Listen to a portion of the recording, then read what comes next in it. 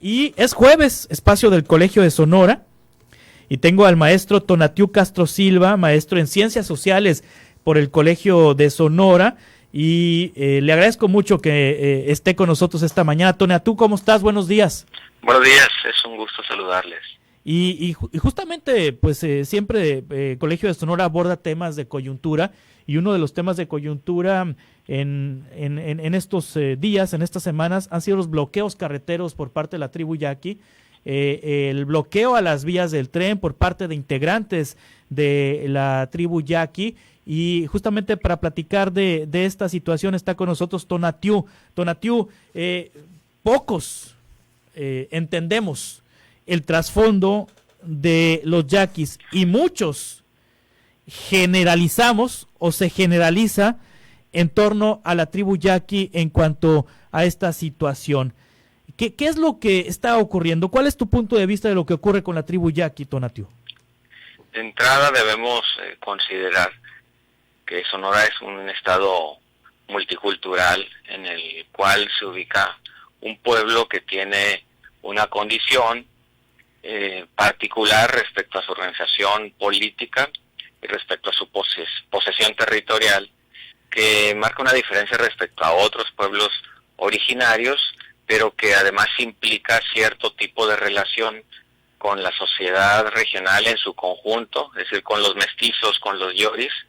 Sin embargo, se desconoce cuáles son las implicaciones, sobre todo por parte de este segundo sector, el de la población mestiza que transita por un territorio que legalmente pertenece a la etnia o a la tribu yaqui, como se autonombran. Y así pues aparece este hecho que se está viviendo en el sur del estado en estos días, en estas semanas, pero que tiene antecedentes históricos muy añejos. Entonces la interpretación debe hacerse a la luz de la historia, sí, que aqueja esta relación tan tensa entre sonorenses, mestizos y yaquis. O sea, esta relación de los sonorenses con los yaquis ha sido tensa históricamente. Históricamente ha habido varios levantamientos de la etnia. Esto es algo que al parecer no existe en la memoria de esta contraparte yori desde el año de 1740 y hasta 1928 inclusive. Se han realizado alrededor de 10 sublevaciones por parte del pueblo yaqui, y no estoy hablando de los conocidos ataques a ranchos, como se dice por parte de la población blanca, sino incluso también ha habido ataques a la población que entrarían en la actualidad en una clasificación, una tipificación de genocidio, como el ocurrido en el año de 1868, cuando más de 100 personas pertenecientes a la tribu fueron asesinadas por parte del ejército mexicano, incendiado el templo de Bacum, teniendo a mujeres y niños en el interior. Entonces ha sido una relación tensa que se ha manifestado, sobre todo hablando de la coyuntura actual, desde hace más de 10 años, a raíz de la construcción del acueducto Independencia, posteriormente la eventual construcción del gasoducto, y en la actualidad haciendo reclamo de diversas obras de infraestructura que cruzan su territorio, que les pertenece por decreto presidencial, sin que esto implique un beneficio para el pueblo yaqui y sin que se cumplan las disposiciones que acompañan al decreto de 1937. Y aquí llegamos a uno de los puntos nodales, que es el recurso del agua. Cárdenas, el presidente Lázaro Cárdenas, les entregó en el año de 1937 por decreto presidencial una superficie territorial correspondiente con gran parte de lo que la etnia ocupó hasta la época anterior al contacto con el mundo occidental. El decreto incluye también la disposición del 50% del agua de la presa La Angostura. Este recurso jamás se les ha entregado. Si bien se han construido obras de infraestructura para beneficiar a otros sectores, por ejemplo, o empresas incluso, como el caso de la mina de Nacozari en la época de López Portillo, en los años 90 un acueducto para la región de Guaymas, San Carlos, y sin embargo para ellos no se ha visto la dotación del agua, que por cierto sí llega a un área vecina, que es el Valle del Yaqui. La gente suele confundir en Sonora el Valle del Yaqui con el territorio de los yaquis, y no, se trata de la misma porción territorial. Entonces, ante la carencia del agua y por el contrario, ante la construcción de este tipo de obras, los yaquis ven cómo el tren del progreso pasa, no digo por un lado, sino por su propio territorio, dejándolos en este camino de abandono.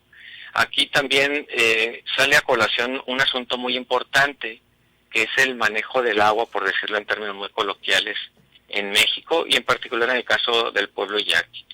La política del agua en el mundo, no solo en México, pasó del siglo XX a lo que va del XXI, de una política hidráulica a una política hídrica.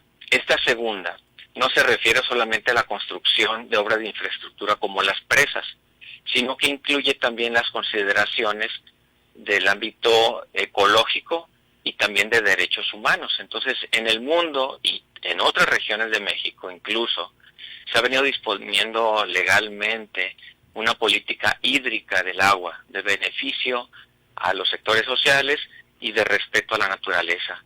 Pero no es el caso de la política del agua aplicada a los pueblos originarios. Y este es el caso del yaqui, es decir, a ellos no les tocó ni siquiera esa época dorada de las políticas hidráulicas de construcción, de canales, de presas, de distintos sistemas de irrigación, ni para el abasto humano, ni tampoco, por supuesto, para la explotación agrícola. Sí, ahora aquí, pues, el decreto exista este rezago. Sí, el decreto del 37 establece que los yaquis deben ocupar 450,000 hectáreas de territorio. El presidente Andrés Manuel López Obrador estuvo hace unas semanas ahí con gobernadores tradicionales de la tribu yaqui y formó una comisión para estudiar los alcances del decreto de Lázaro Cárdenas del 37 y el grado de cumplimiento que hay en torno a ese decreto y medir exactamente el territorio que debiera ocupar la tribu yaqui. Mira, aquí cabe sí. una precisión, si me permites. Claro. La superficie dotada por el decreto fue de alrededor de 489,000 hectáreas.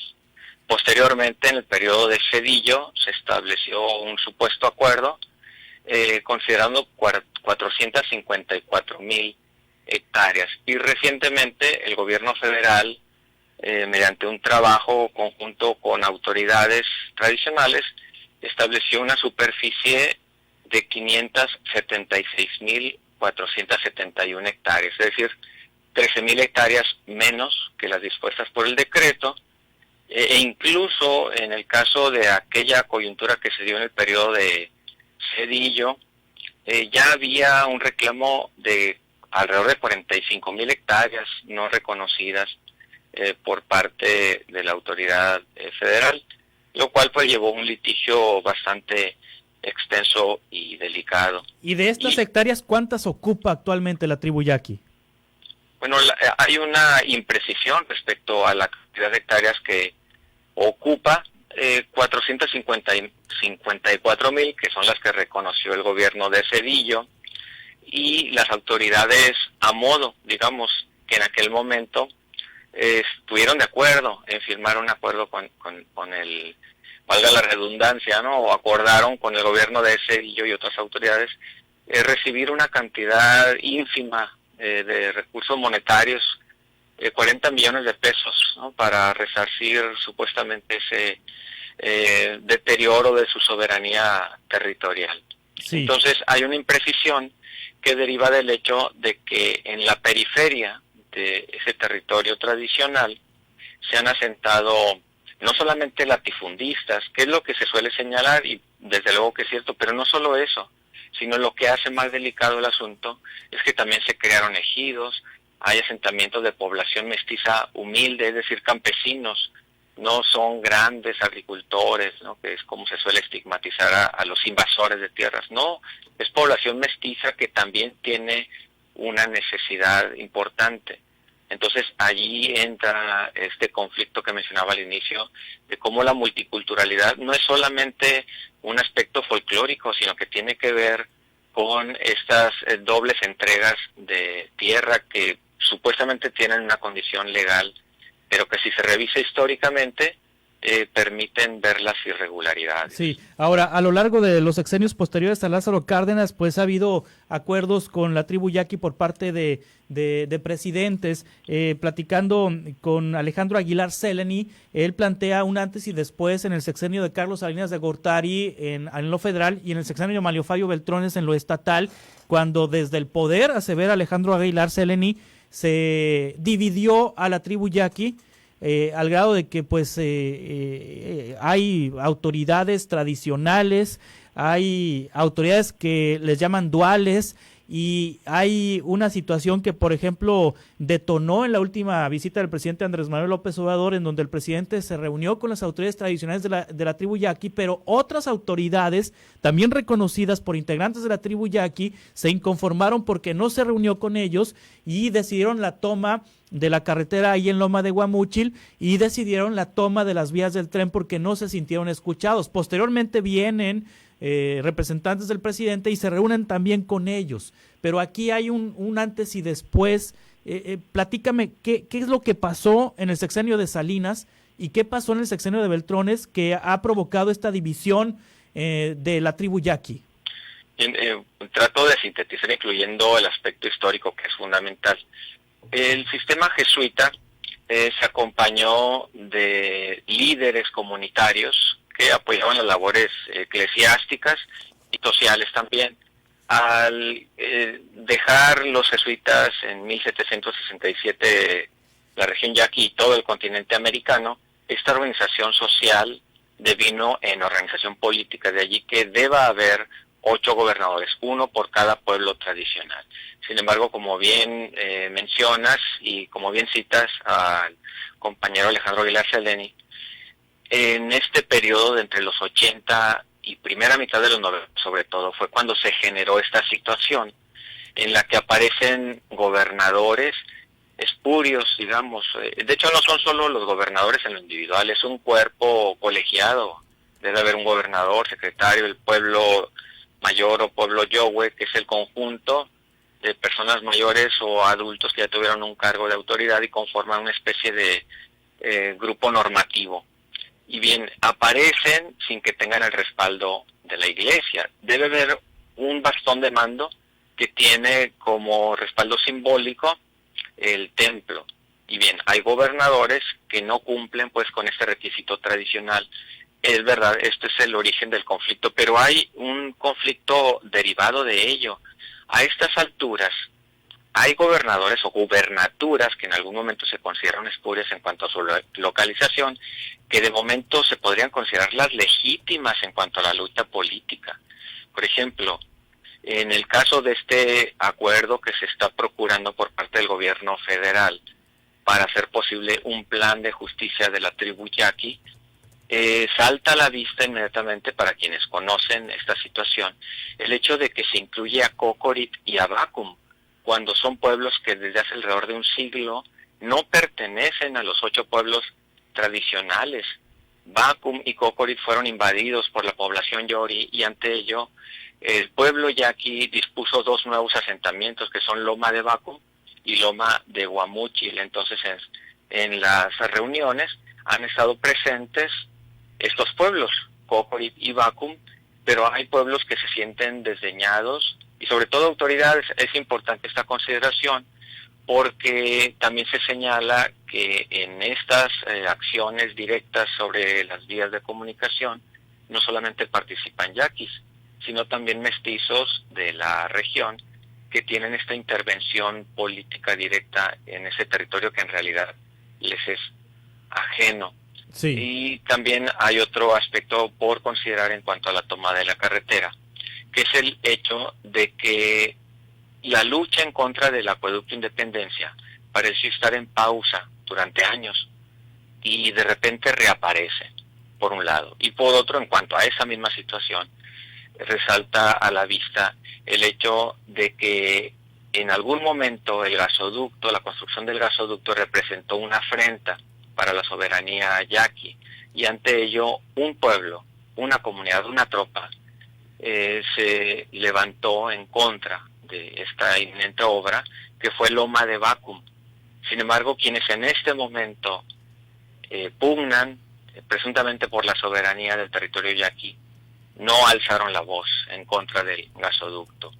Entonces esto nos lleva a tener determinadas reservas con unos y otros grupos políticos de la comunidad, que todos tienen derecho a ser escuchados, por supuesto, por el antecedente histórico que cualquiera de los frentes reclama. Muy bien, Tonatiuh Castro Silva, te agradezco mucho que nos hayas compartido esta información sobre estos datos históricos de la tribu yaqui para comprender el conflicto que hay en el sur del estado y que no termina por acabar. Tonatiuh Castro Silva, maestro en Ciencias Sociales por el Colegio de Sonora, muchas gracias y estaremos en contacto. Siempre es un gusto saludarles. Buenos días. Hasta pronto, buenos días.